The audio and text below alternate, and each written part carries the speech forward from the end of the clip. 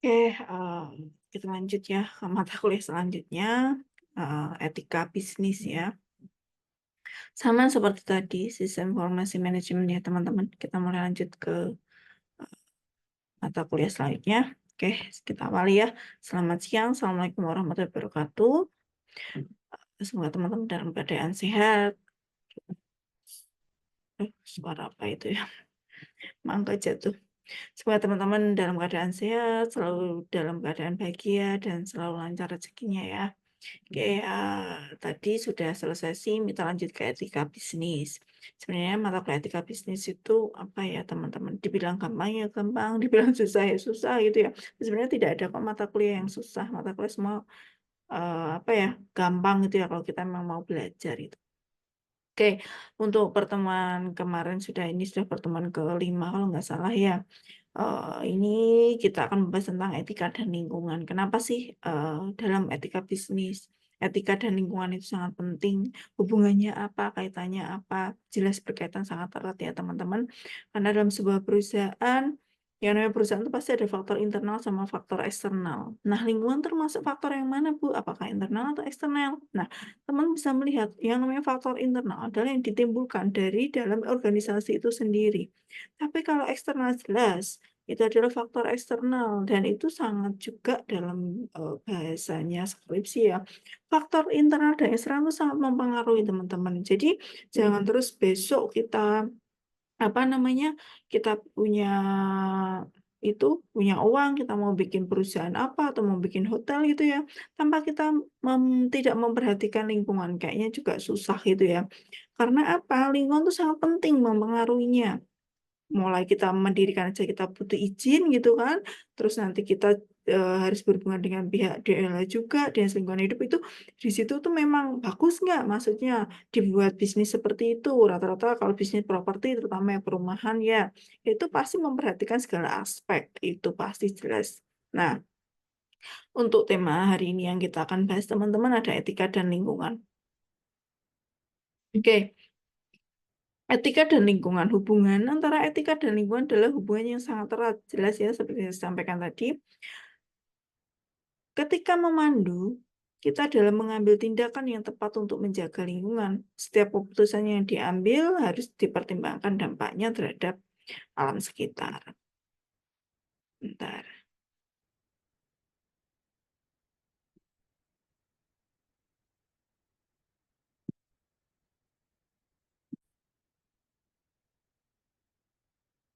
Kita lanjut ya teman-teman. Maaf tadi ada sedikit iklan. Iklan apa ya? Iklan sampo ya.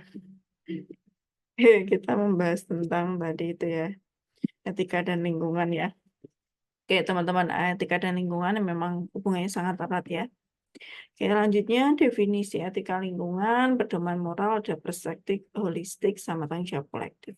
Nah, kita akan bahas satu-satu nih. Pedoman moral di sini adalah etika lingkungan adalah pedoman moral yang mengatur hubungan antara manusia dan lingkungan alam. Terus kalau tanggung jawab kolektif tuh etika lingkungan menekankan tanggung jawab bersama untuk menjaga dan melestarikan alam demi generasi masa depan. Perspektif holistik, etika lingkungan memandang manusia sebagai bagian internal dari alam, bukan hanya sebagai penguasa. Jadi memang ya gimana ya teman-teman, namanya sebuah lingkungan itu maksudnya etika dan lingkungan kita tuh menghargai sekali terhadap lingkungan sekitar. Misal nih, kita punya perusahaan, kita juga harus misal perusahaan kita itu pengolah apa gitu ya, kita harus benar-benar memperhatikan ini nanti limbahnya dibuang kemana, terus ini akan merusak lingkungan sekitar apa enggak, ini akan nah itu harus memang benar-benar dikaji bahasanya, jangan asal yang penting punya uang, cuek lingkungan sekitar nggak diperhatikan tuh salah.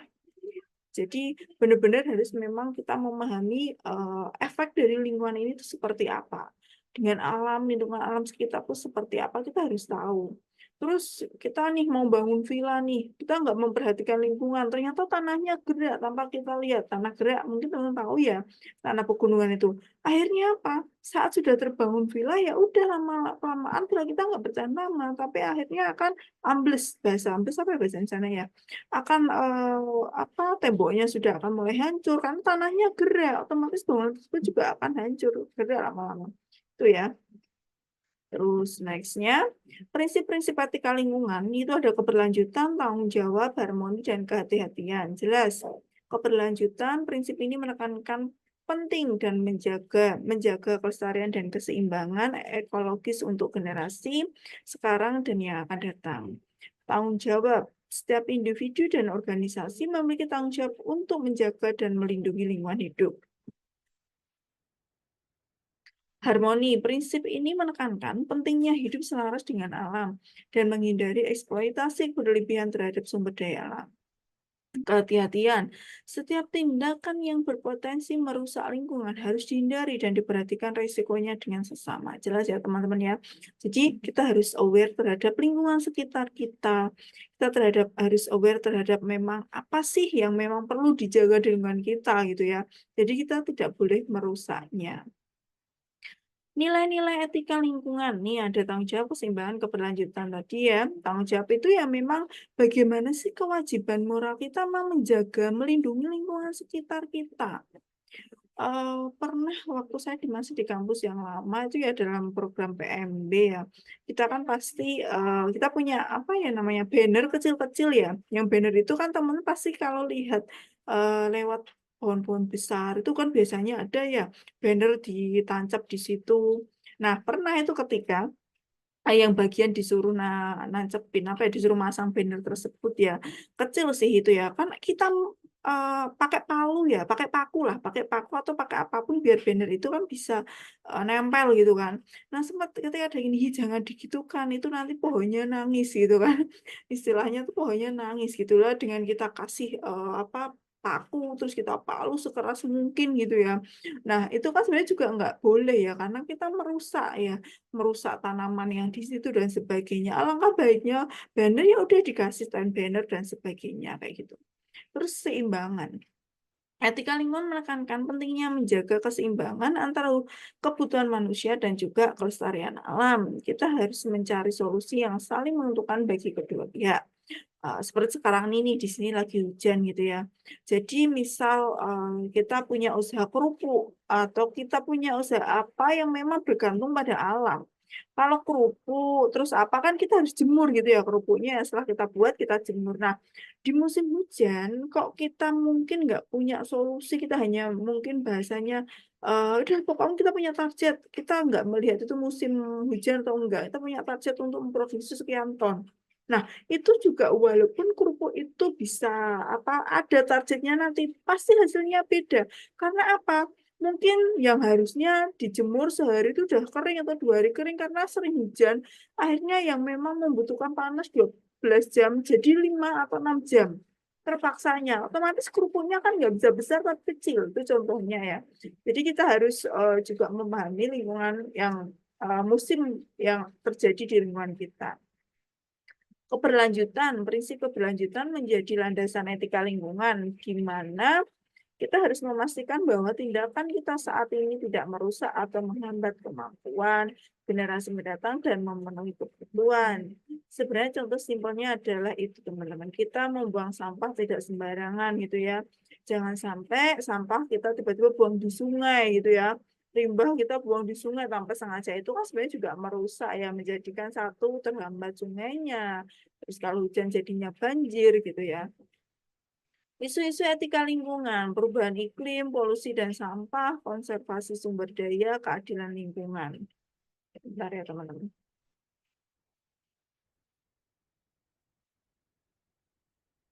Oke, wait. Oke, mohon maaf, kita lanjut lagi ya, teman-teman.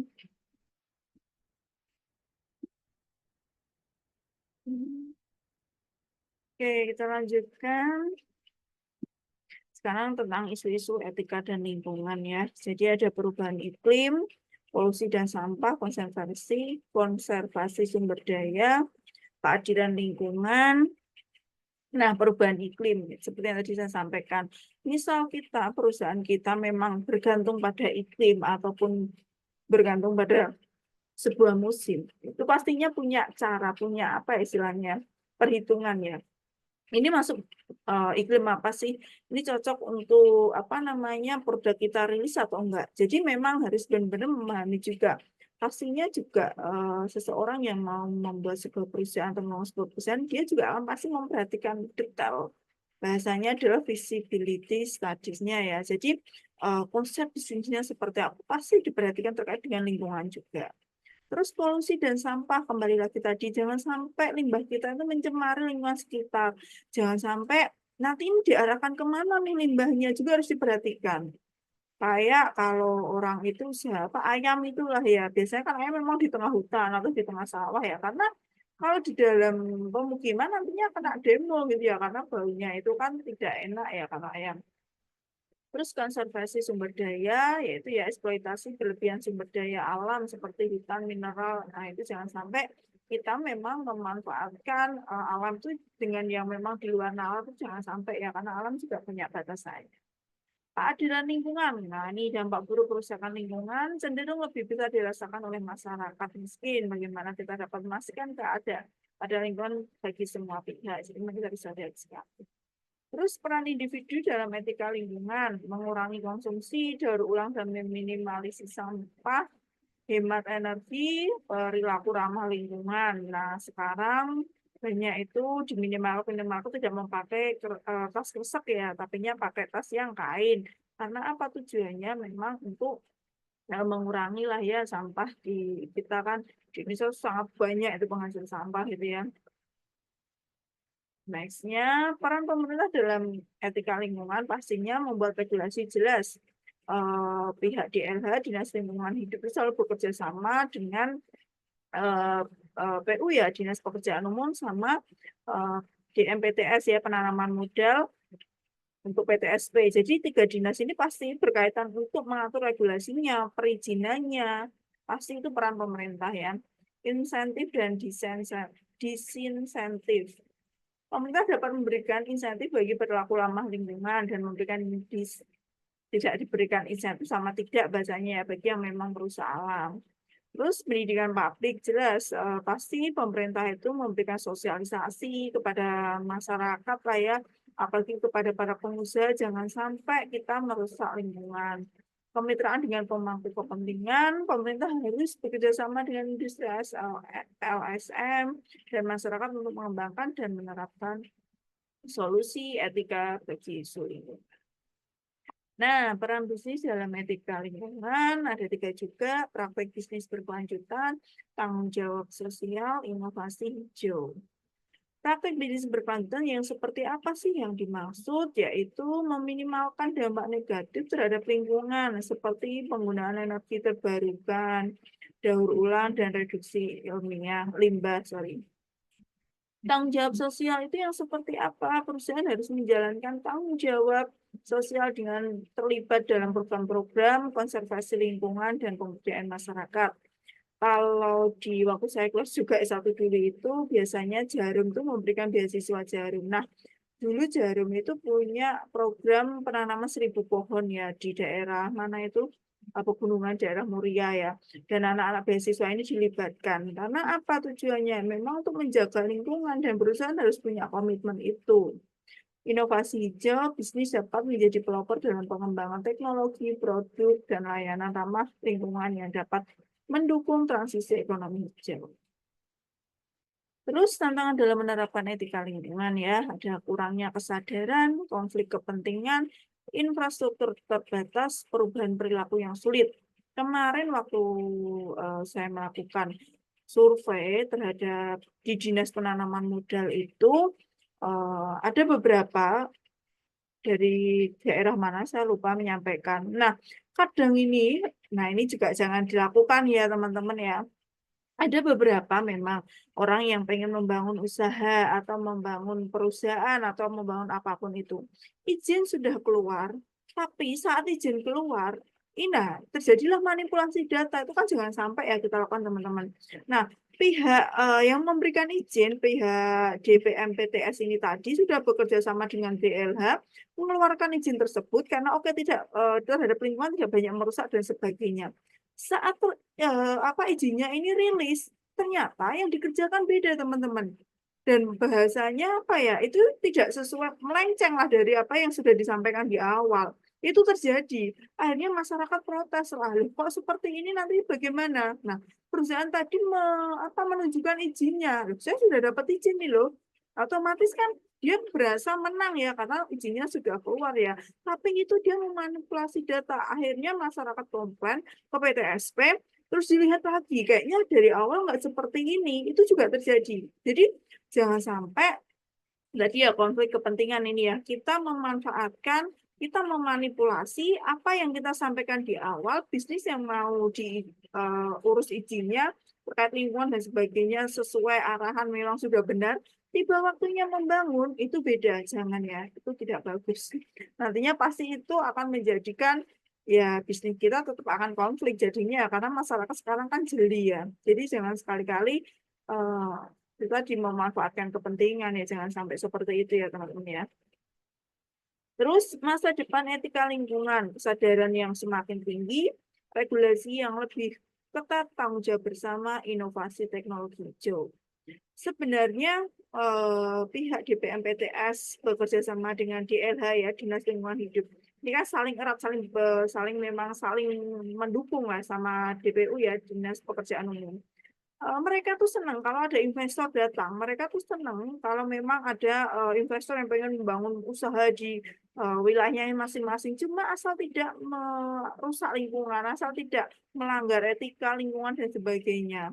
Bahkan apa ya, dinas tersebut tuh pasti memiliki, kadang ada yang memiliki contoh nih, apa sih unggulan daerah di situ, kita butuh nih investor, ini tuh sangat kedepannya sangat bagus dan sebagainya, sampai nanti dibantu izinnya dan sebagainya. Nah, itu juga mereka punya komitmen, mereka sudah punya tata ruang yang memang ini loh, tata ruang untuk wilayah ini tuh seperti ini, jadi jangan berusaha dirusak itu ya. Apalagi sekarang maraknya terjadi tuh bisnis properti ya, perumahan tadi itu ya, perumahan itu kan sekarang kan di daerah-daerah yang justru agak menjauh dari kota gitu ya. Dia yang memang berada di pegunungan terkait dengan cut and fill-nya, tanah tersebut dan sebagainya. Itu kan semua juga butuh yang namanya komitmen pengusaha tersebut terhadap izinnya yang awal diberikan. Jangan sampai ya itu tadi karena kepentingan sesaat saja kita merubah atau memanipulasi data. Jadi kita harus tetap mematuhi peraturan itu. Jadi jangan sampai kita melanggar peraturannya ya teman-teman. Nah, sudah selesai ya. Ini nanti materinya saya share ya teman-teman. Yang pasti untuk mata kuliah etika dan lingkungan terkait etika bisnis siang hari ini. Nanti teman-teman jangan lupa absen, terus materi nanti akan di-share. Apabila ada yang mau didiskusikan, apabila ada yang mau apa istilahnya ditanyakan, ada yang tidak paham silahkan lewat grup boleh, Japri juga boleh gitu ya. Dan saya menerima apa istilahnya open discuss gitu ya. Mau telepon boleh atau WA juga boleh. Yang penting kalau misal saya lama jawabnya berarti saya di jalan atau dan sebagainya itu ya, bukan berarti ngeles gitu ya. Oke, gitu ya teman-teman. Minta maaf sekali. Terus ini nanti video pembelajaran saya kirim. Terus harapannya adalah teman-teman belajar itu dari berbagai sisi ya, online, video pembelajaran dan semuanya. Itu ya. Terus sekali lagi saya mengucapkan selamat liburan lebaran gitu ya. Sampai ketemu minggu depan. Nanti untuk UAS kita akan laksanakan di minggu terakhir bulan Juli. Itu ya teman-teman ya. Oke, jangan lupa absen. Saya akhiri. Terima kasih. Selamat siang. Assalamualaikum warahmatullahi wabarakatuh.